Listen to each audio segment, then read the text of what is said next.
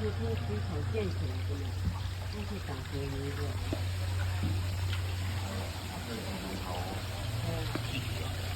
对，对对对。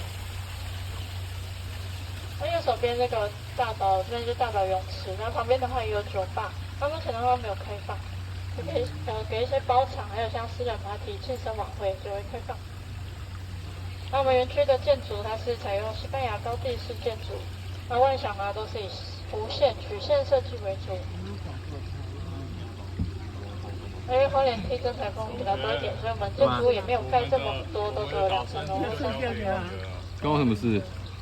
那右手边的2号码头是入住总统套房的专属码头，它跟一般的码头不太一样，是一个倒梯制的设计。对，白天这边就有适合拍一下完美照哦。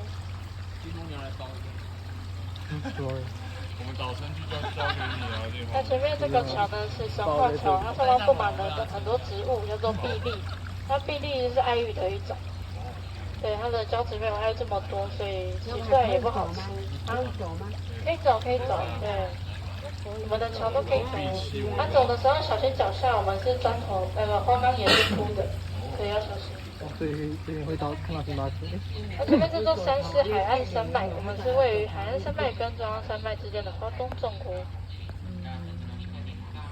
较早的时代，嘿。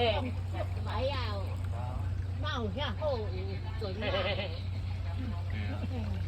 那左手边那一栋啊，它是未来的2期园区，就是在星巴克旁边的那一栋。我转回去了。啊？我转回去了。对啊。那么快哦。